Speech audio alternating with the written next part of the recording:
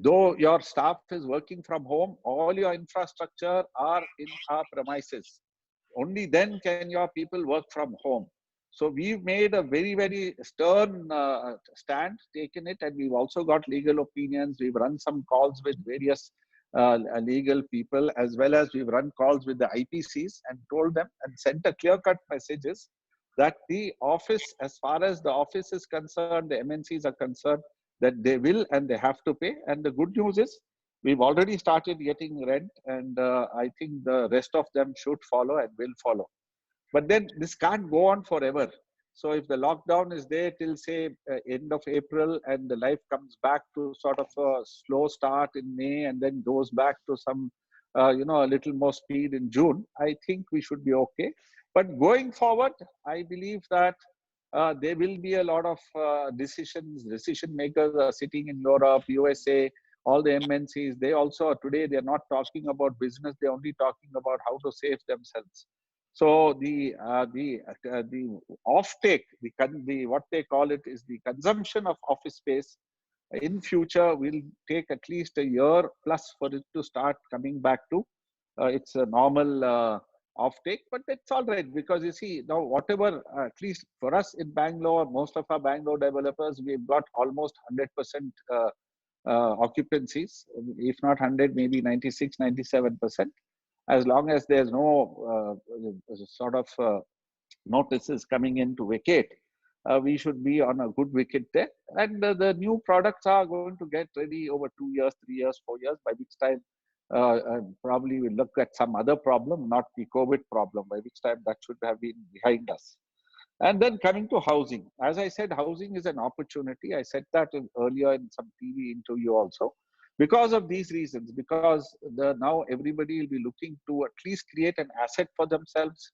The locals will think that they'll create an asset for themselves. The NRIs will want to buy from us. Yeah, but having said all that, some of the things that do's and don'ts is, you're all veterans, you all know business. I don't have to tell you. But the first thing that we need to do is somehow or the other keep our overheads low and not start new projects. There's no sense in starting any new projects. But the focus should be is whichever way I am, whether quarter way, 10% way, midway, try and put a whole lot of focus on completing the current projects. If you complete the current projects, it's a ready product. If not today, tomorrow somebody will come and buy from you. Because if you stop the project, then for you to get back all over again, and you can't lose heart. You cannot get desperate. And another thing that we should not do is, if my pricing has been right from the beginning, do not do desperate sales, because it will come back. The customer, all of us as a team, if we all are together and if we say that this is the right price, this is my cost, this is my margin, this is my overhead, and I can't sell for less than this because I can't afford to sell less than this because I have loans to service, I have to interest to pay. I think you have to protect your margins now. And then another thing, today there's a trend that we want to enrich our channel partners. I don't know how many channel partners are in this call now. We've got 430 people participating. But the thing is, there's a trend now that out of desperation, we start offering 3%, 4%, 5%, 6% commission to the channel partners. After all, what is it doing is that it is only eroding our profits. And it's not that if you give that percentage, it's not that the other developer can't do it. So the whole world, instead of that 2%, will start giving higher percentages. So the brokers will go laughing all the way to the bank.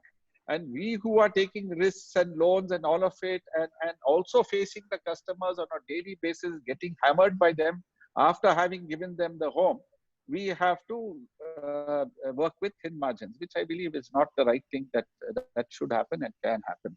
So I think I do not want to continue more on these, because as I said, you're all very veterans. You know your business. But I'll tell you one story. I was just, you see, now I've had this long, lot of time to think and to read. So now I just came across this story, which I thought is very relevant to all of us at these times. So I believe in December 1914, in West Orange County in New Jersey in USA, there were some massive explosions. and 10 buildings in a factory went up in flames. And this factory was owned by the famous inventor, Thomas Edison. Now, there's many fire engines came, fought the fire, but somehow or the other, they could not contain the fire because of the chemicals stored in the factory. Thomas Edison was standing there, looking at his factory going up in flames, and he was calmly watching it happen and looking at the flames destroying his entire life's hard work, his entire efforts, whatever he had worked for entire life was just going up in flame. His young son, Charles, was standing next to him. He was all 24 years old. And then Edison looked at him and said, "Son, please do one thing. Go and get in a very calm voice, he told him, please go and ask your mother and your friends to come and see this scene. They'll never be able to see such a beautiful scene of flames going up, and it's an event that can't ever happen." So his son looked at him quite surprised. He said, "Listen, the factory is burning and you're saying like this." He said, now he said, "There's nothing that we can do. We'll only have to restart." He said, "Now, along with this factory, all the mistakes that we've done are getting burnt down. We'll have to again start afresh. We'll have to start anew." And in the evening, when the media asked him, and at that time, Thomas Edison was all of 67 years old, and that's exactly my age. He says, "Tomorrow I will start afresh. So I will also start afresh tomorrow." So what they did is the next day, they started rebuilding all that was destroyed. Friends, our dreams can be shattered. Our hopes can be broken. Great people don't cry. Great people don't give up. They just grow through the difficulties. They are determined people. They work with grit. They work and they reach their success. So my thing is, if there's no challenges, there is no success. With this, I'll open this up for question and answers. Thank you very much, sir. It was very interesting and overall highly knowledgeable the session. Just to begin, before we begin the question answer, I would like to, if you can highlight the about the part of our real estate. What are the scope and opportunity for affordable housing and normal high value housing in post-COVID scenario? So as far as the mid-income, I always call it mid-income housing and affordable housing, because we don't do houses for 5 lakhs and 10 lakhs, do we? We only do mid-income housing.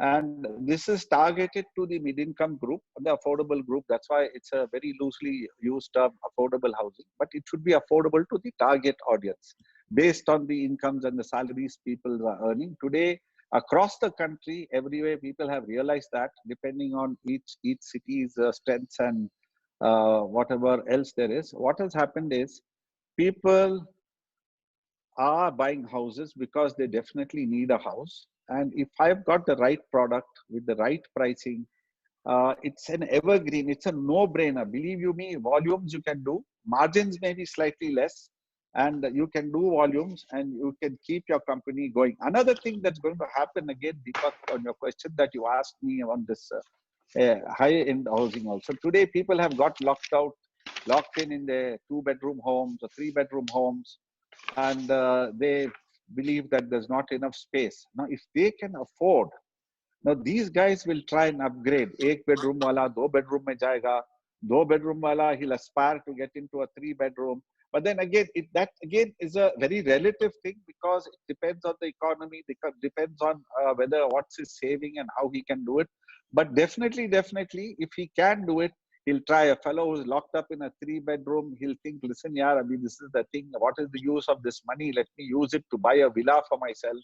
So it could happen that people who are working in Mumbai, living in Mumbai, and they can't afford the villa in Mumbai. They can look at Pune, they can look at Lonavala, they can look at anywhere else and buy a space where they'll have some space for themselves, where they can breathe at some point of time if something like this happened, because this is also has been a big learning for them.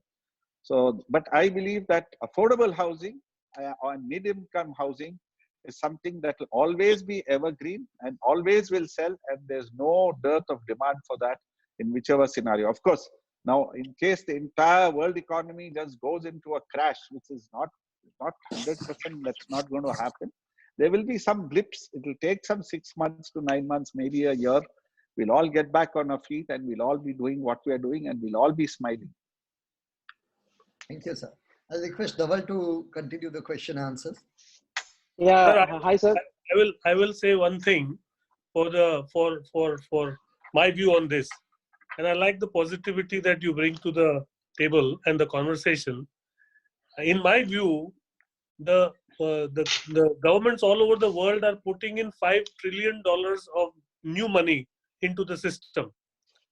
That $5 trillion today is going to go to buy grocery or pay your EMI or etc. So I'm talking about America, Japan, European countries, and to some extent in India, etc. Whenever it comes, when things settle down, let's say assume in 12 months to 18 months, when they find a vaccine or a cure to this, at that point in time, all this liquidity is going to start chasing assets, and with that, when there will be a lot of liquidity chasing assets, I think that the asset prices will go up. The only question is that how do you survive between this 12 months to 18 months time, when people are more concerned about survival. Once you cross that survival path, and when liquidity is just sitting around, because once the money is infused by the Federal Reserve or all the reserve banks in the world, that money is not going to disappear. It will remain in the system, and a lot of that money will find its way to, or some of that money will find its way to India also. So I think asset prices will go up in the long term because of the liquidity, but survival in the short term is the biggest question. That is my view. I hope what is your take on that? So I can't agree with you any less, because there will be liquidity and people. That's why I said, what do we do now? Now, don't try and do any new deals. Don't make new commitments. Don't go buy another property which you think it's. Listen, yaar, Abhi, this is a deal. Let me do it. Because what I believe, contrary to what you have said, Shahid bhai, first, what's going to happen is, if we all resist from taking in new deals, if we all resist from doing anything new, making new commitments, and we save our cash only for tomorrow, and today we only are looking at completing what we started, because we cannot afford not to complete, because then your brand will get hit, your credibility will get hit, and the people's confidence will go. So in whichever position you are in, you see now, even before COVID came in, the center did, our finance minister set up a fund for stuck projects. And I don't know how many people have benefited from it, but some liquidity. Now, in a recent interview, they asked me, tell me one thing that will help the developers to get out. I said, developers are now, the biggest problem with developers today is liquidity. The biggest problem is they need some oxygen. If government wants to help the property developers, now the only reason why they should help also, I'll tell you. Now, the only one thing that the government needs to do if they want to help the construction business is postpone the entire liability by 1 year, whether interest, whether repayment or whatever. What will happen is it gives you oxygen to breathe. And why should the government do this? I told them, I said, we do not want any waivers like you're giving to farmers, no loan write-offs. Because the moment we ask for write-offs, nobody is even going to look at us. But what happens is, we should say we need to survive, because this industry is the biggest churner for your economy, to your GDP. It's providing employment, it's providing jobs, it's giving jobs for the people absolutely on down the line. It's also kickstarting hundreds of ancillary industries, whether it's tiles or concrete or cement or steel. And many industries are dependent on the construction industry. If the construction industry is getting killed, then there are many industries, ancillary industries, that will get finished. Labor will be in trouble. The entire country will be in unrest. So it's very important. It's imperative for the government now to support this industry. And the question of Shahid Bhai is, how do we survive this 12 to 18 months? 12 to 18 months, tighten your belt. Like if you're eating 3 meals in a day, eat 1 meal in a day. somehow do some exercise, build up some muscle. So when you survive that, when you become stronger, there's no other way but for you to come back stronger and take that tide which is going to give you that upside. And another thing is, I always don't look for any extra asset prices, extra prices or whatever.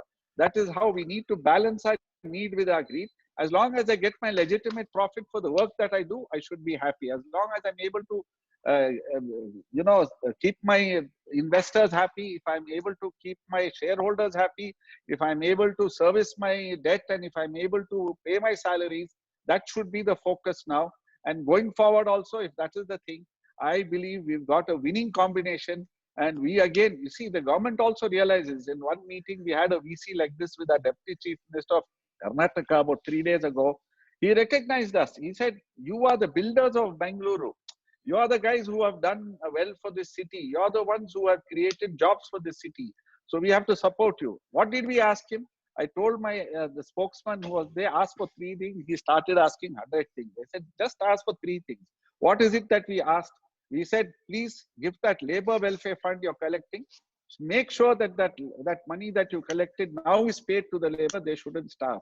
The second thing that we asked was, we said your HT connection, electricity, especially for all the malls, hospitality assets, offices, because you have a huge connected load. Generally, what does the ESCOM do? They always charge you on the connected load, whether you use it or not. I said, now you do one thing, don't charge us on the connected load, just charge us on the real consumption. The third thing we told them was, reduce your property tax or waive off property tax for 6 months for all these commercial assets, so where the rentals are not coming. It will actually sort of reduce the hurt. The rest of the stuff we can't ask a state minister. Now for a central minister, what I'll ask, if I want to ask, is this about, I told you about postponement of 1 year postponement of all our debt. And the other thing that I'm going to ask is, listen, if I have to reduce my cost of construction, please, for God's sake, give us that input credit which was available to us a year ago. Otherwise, without that input credit, our cost has gone up straight away by 18%. So if it's gone up by 18%, how can I sell for cheaper? My product has to be more expensive. Thank you, sir. I think it is a very good thing. I mean, if central government and state government really, I think if they listen, this will be a real, kind of an incentive for a real estate industry. Sir, I will just take up. But the thing is, we should not ask for 100 things because we clutter up the thing. We should be focused. We should ask for these 2-3 things. Number one. Number two is, we should not go as though we are asking for a favor. We are not begging. What we are asking is for us, if we survive, the country survives. And if the country survives, everybody else survives. So that should be our sort of line, and it should not be, "Arey boss, thoda kar dijiye na please, thoda kar dijiye." Arey wo karega hi nahi aapko. Because they always have a different mindset about us all the time. Sir, if I may ask 5 things which you feel should be asked, as one is at the GS to the central government, which would be the 5 things which you feel that as a real estate body we should ask them? Sir, I don't want to ask for 5 things. I'll ask for only 2 things as far as the center is concerned. One is input credit on GST. The other thing is, don't give us that 3-month. RBI started with 3 months. Now, the thing is that 3-month EMI, interest servicing, all that will not help, especially for the asset classes which I told you, including housing. So once and for all, if they want to clean up the system, let them give us a holiday for 1 year. If they give us a holiday for 1 year, I'm not asking for a waiver. Just push the whole thing back by a year. You think how everything will change. Your liquidity will be saved for you to, like Shahid Bhai said, for you to go over these 12 to 18 months. And you're there, you survive to be there to catch the up curve. So now they are for the state governments, like I said, this BESCOM bills, your property tax, all of this can be asked, and property tax only for office buildings and the other assets like hospitality and malls and all of it, because there's no inflow. At least the government also should support us by not having any outflow. And how does the government, because I know governments also are broke, governments don't have money, government themselves are asking for, help from us to take care of, now like you have the PM Care Fund, every chief minister is asking for money. That is separate. But the thing is, the government has the RBI with them. Doesn't matter if your ratio of this thing goes up. You can print more notes and put in more liquidity into the system. Thank you. Sir, we have some questions from the panelists, from the people here. The biggest concern right now, which is coming, is that once this COVID opens up and, the laborers which are probably here and then they might want to go back to their hometowns, or some laborers which have already migrated to their hometowns, they would not come back. And with all these being, people would start giving incentives because they would want to start completing their projects and they would like to, continue with their projects. So obviously incentives giving is increasing the cost in the construction. And with already thin margins and Mumbai being, hit by a lot of property premiums and, margins and stuff like that, the LUCs, the margins are slowly diminishing, the interest cost is going high. You think what should be the way? How can we actually try to, cut down the cost or probably bring down something which can help the industry survive? No, it's a very valid question. First thing, this is another thing which you should ask your Maharashtra government, or maybe all the governments which are charging you all these huge premiums for getting the approvals. There was a move some time ago to reduce it, and I don't know finally what happened. But you should now tell them, in this scenario, please reduce those charges to only whatever the bare minimum. It could be a 75% cut, it could be a 90% cut. Otherwise, that your cost cannot come down. If your cost doesn't come down, your product price doesn't come down. Now, talking about labor and migration and all that, it's a real thing. Of course, we've been working with some larger contractors like L&T and JMC and all that. Even now, whichever city I'm working in, their labor is intact. They're all in their camps. They're all there. And what we are doing is, from day one, we started making sure they got their meals. We started making sure their health conditions were taken care of. We started making sure that the doctors visited them. Just this afternoon, we have our VCs every day from 12 to 1:30 within the company. And one of my contractors gave me a presentation, because we also have an in-house contracting firm. So the way they have set up the camp and the way they have kept the labor, the way they are feeding them, moment it opens up, I have got the labor. I mean, I won't say I have 100% of the labor. At least you'll have 50, 60 or 70% of them. The rest of them have to come back.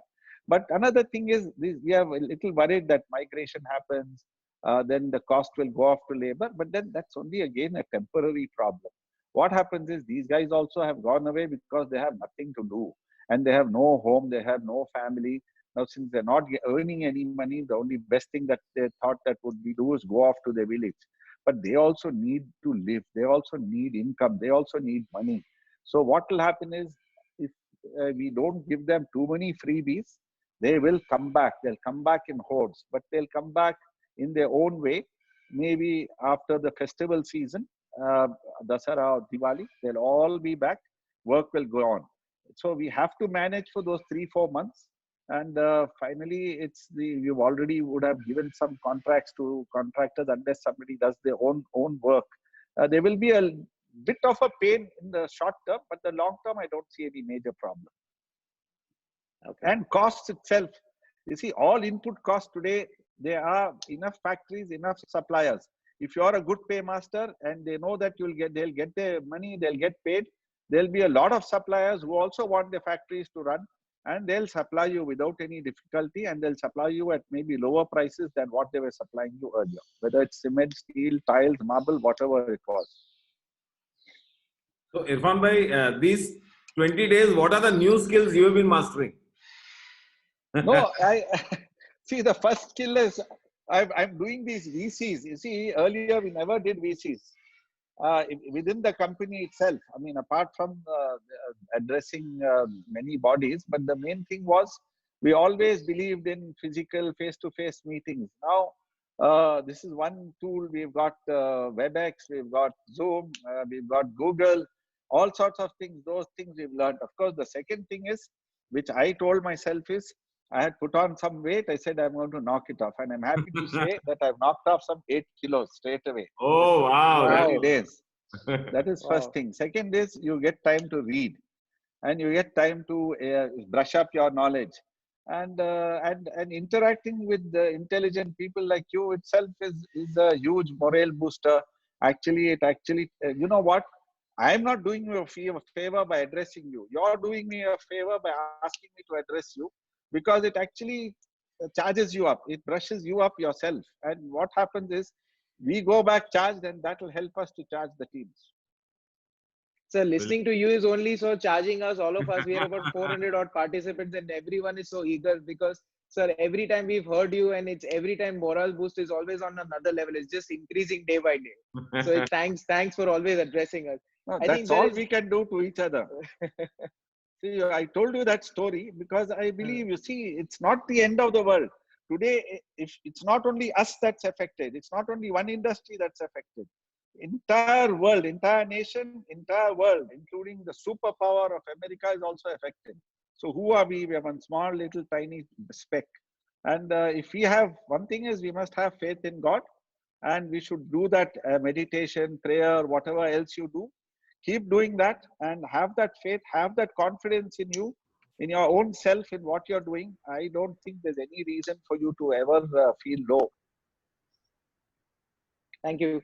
Sir, there is also one question being asked. Do you think, like, because Mumbai and MMR per se has a lot of single building projects and redevelopment projects and SRA projects which are coming up, would this, I mean, would there be like a differentiator between a single building project and a township project in terms of the main question being coming that now that social distancing and all those norms which would come up, or probably there has been a thing that people would be more cautious being with social distancing and some norms of safety, health. Would there be a differentiating in demand for this kind of buildings as a township versus a single building? No, I do not think there's going to be any major change in that, because every development has its own nuances. Some locations are premium, so you can't do a township there. And if you have to do a township, you'll have to do it somewhere out of town.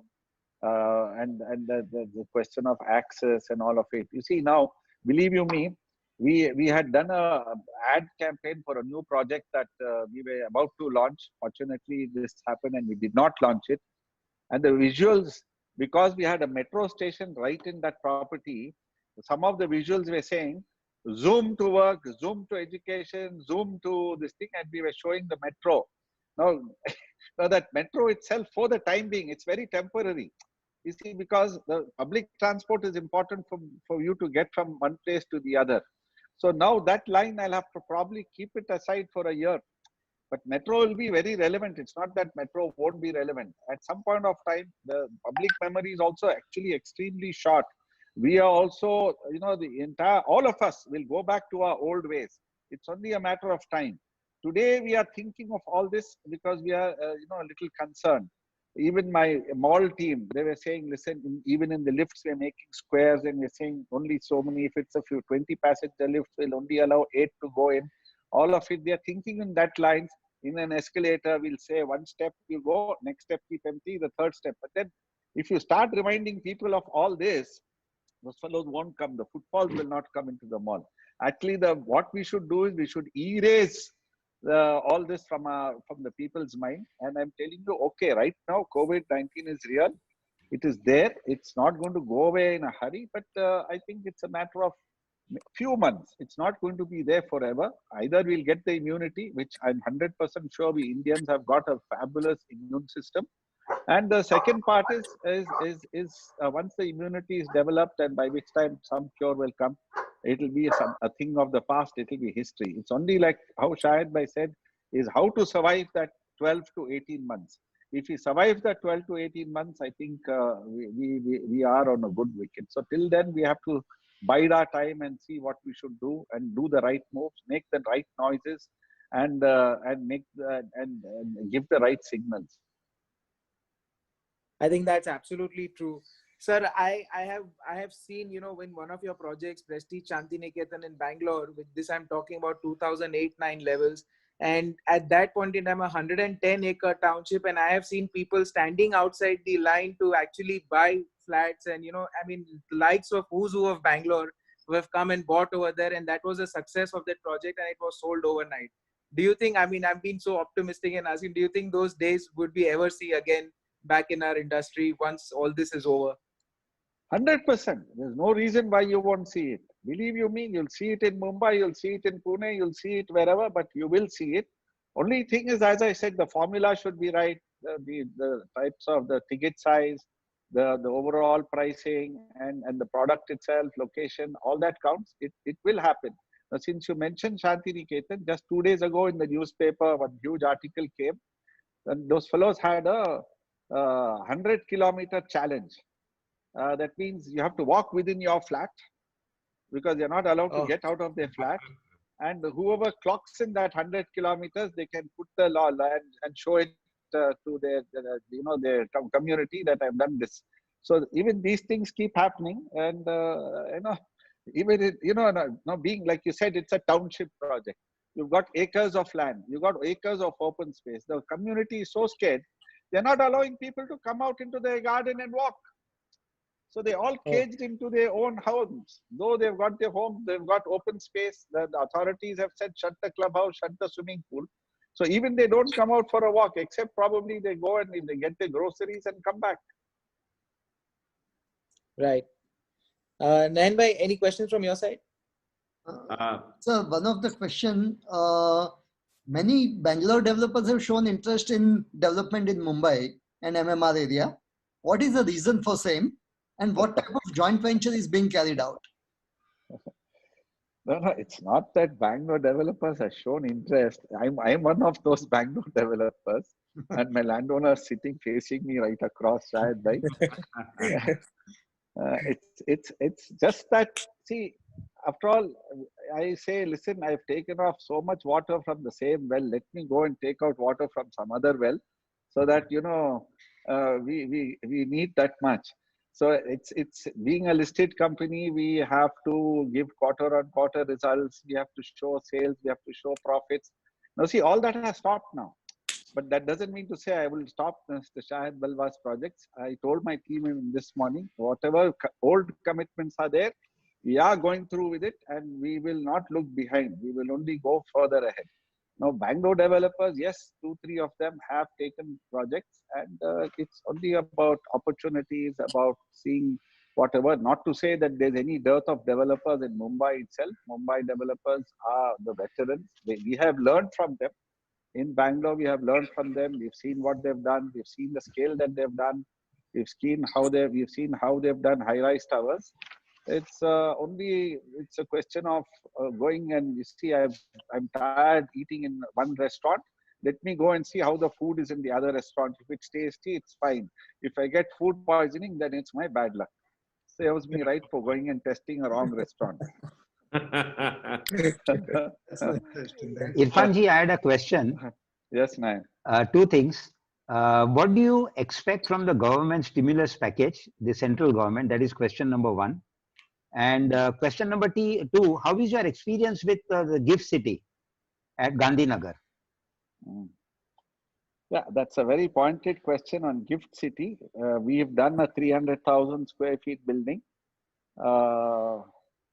As of today, it's a non-SEZ. In the SEZ, I'm told some leases have happened. It's a non-SEZ I took because I said there was too much of crowd in the SEZ space. So I said, let's do this 300,000 square feet in the non-SEZ. But we haven't found any occupiers as yet. You see, now you do so many. So one of them, somewhere it has to get into it. But again, there also I'm hopeful. We've done a very nice development. It will happen. But as of today, there are no takers over there. And in the SEZ, there are some leases that have happened. I think both Jakte and Gitambar and Brigade, all of them have done it. In fact, I'm told Brigade's hotel in GIFT City has been now taken for COVID because it's lying vacant. Right. And the stimulus have already told Nanayan. See, I mean, if asking the government for too many things for our industry, it is actually futile. But there are a few things which are non-negotiable, like this GST. We should get the what's that called? The VATable thing, the input credit. And then we should ask for, for Maharashtra, you should ask for the premiums to be reduced. You should ask for the bank loans to get deferred by at least a year. Now, these are some of the non-negotiable ones. We should at least somehow make it a point and say why.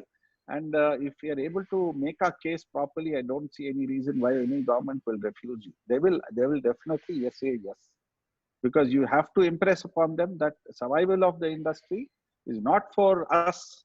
It is for the country. It's for the people who are working in our thing. It's the ancillary industries. It's the labor. It's the amount of employment it's generating, and that is the line that we need to take. This is a great time where I think all of us have got some time to take a step back and, reflect on things. Two things that you would like to change as far as yourself or Prestige is concerned, and two things, developers as a general, you feel we all need to probably take a step back and relook and change or learn from this. Yes, sir. Very good question. Yes, this is the time that we've got a lot of time to reflect, to think what we were doing wrong. Like I told you in that story, Thomas Edison said, doesn't matter, factories got burned. Along with that, it's got what all our mistakes that were there in the factory got burned. Now let's start again. Let's start afresh.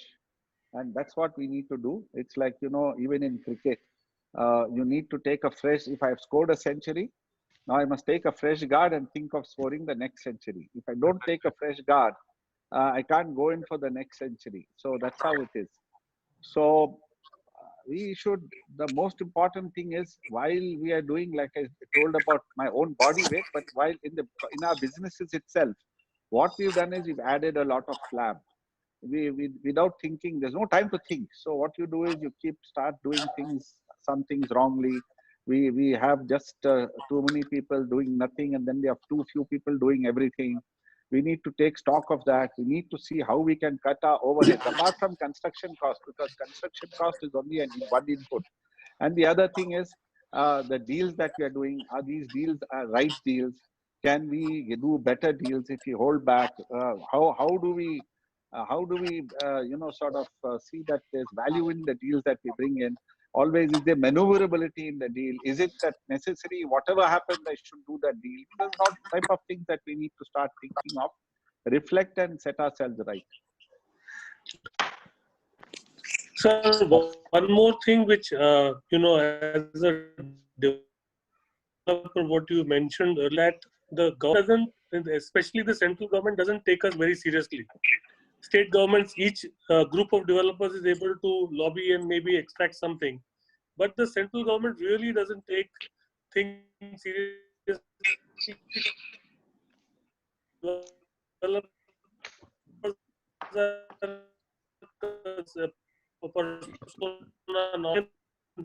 You are also on that in his 75, 80 years, he has not seen such a situation despite facing several crises in his life.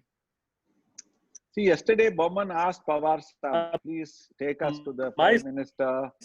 Let's you sent him and me the have to form a group of people who are kind of led by you. Hello. Yeah, I'm listening. Hello. So people who are led by led by people like you, and a small group of people who actually look at this, as you said, 3 issues. We really need to postpone our liabilities by 1 year. We need to get this input tax credit, and anything else. So not maybe more than 2 or 3 issues, and then just harp on it and not leave it till it gets done. I think you, sir, considering the fact that you are also like a, for want of a better word, our godfather of this business. You have been there for so many years. You have, constructed so much. You've had this experience. Plus, everybody has, they have a lot of faith and trust in you. You should, as an industry, lead this industry body to get these 2-3 issues from the central government. No, I'm more than willing and more than happy. Once the life starts, I think we should pressurize it. We shouldn't let go of this momentum. And we should actually go and fight for this. You see, now why does the central government not look at us the way they should look at us? somehow or the other, it's only our past sins that catch up. See, what has happened is we've been unable to, sort of, we've created the problem for our own selves. There are many complaints that go. That's how even RERA got born, where customers haven't been given delivery, and where they've been given delivery, it's not been as per whatever was promised. And especially in the in Delhi and other areas, what's happened is that there has been undue delays. There could be 100 reasons. It could be regulatory. It could be anything. You see, what happens unfortunately is in our business, we don't know what's going to come and hit us the next moment, the next day. Today, you get an approved plan. Tomorrow, the same authority that approved the plan will say, listen, no, you didn't take this NOC from so and so. This forest is there, or this lake is there, or this nala is there. You please go and get it from them. Or somebody who doesn't like your face files one PIL. Somehow we, as a body, of course, CREDA has been doing an amazing job of late in the last 4 or 5 years or 6 years. And what we need to do is we need to build our brand. We need to build up our credibility amongst the authorities. And today, CREDA is a force to reckon with. And it has got a huge recognition, both in state as well as in center. So now we need to take that goodwill, we need to take that credibility and build on it. And now we have to go and fight for it.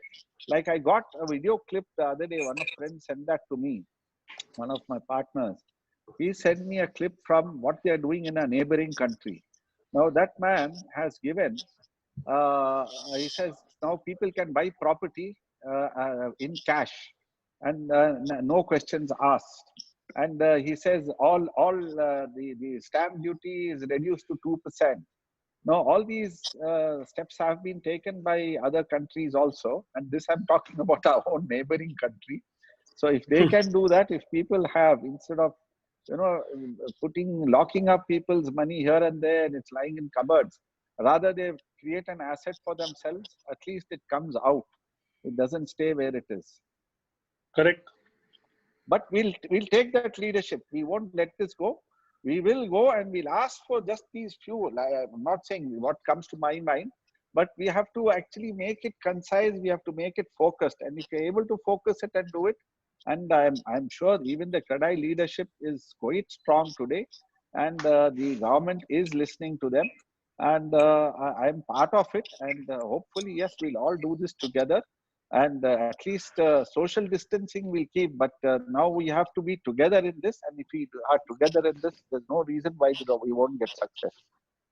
I think we should learn from our neighbors, sir. It's a good idea. Yeah. I'll send you that clip. It just came a few days ago. It's a very good idea. Thank you, sir. I think it was a great learning. We all really enjoyed, and I think you've given us a great ideas. And what you rightly said, just asking 2 or 3 important things to the central is where it's going to take all of us, and probably it will, boost up the economy and start up our real estate industry. So, sir, thanks a lot for all the insightfulness and everything. We're really grateful.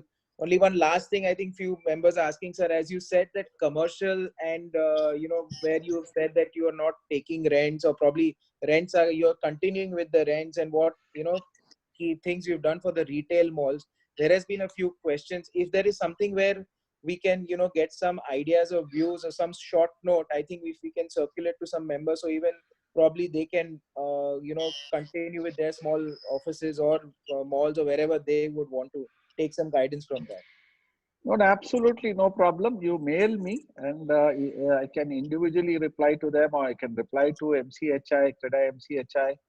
Sure, And I'm more than happy to sort of answer it individually or collectively. It will be my pleasure. But again, just to recap, please don't relent on the office occupiers for giving remission on rent. But for retail, you have no choice because the stores are not trading, and there's no way that we can even if we demand, they can't pay, because because they can't survive. I have always said this. My first mall I built in 2004. I said if the cash registers don't ring, and if they don't trade, how can they pay me my rent? And if they trade well, they are paying me revenue share, and it's a win-win for all. Done, sir. Sir, thanks My a lot pleasure once again. talking Thank to you all very of much you. for Thank coming. you, sir. Thank you. pleasure. Thank you very Thank much, you, sir. My Thank you. pleasure. Anytime. Okay. Thank you, sir. Thank you. Bye. Bye. Bye. Bye. Thank you, everyone. Bye. Thank you. Thank you, Dharmesh. Thank you for inviting me on this meeting. Pleasure was all ours, Irfan. Great. Thank you.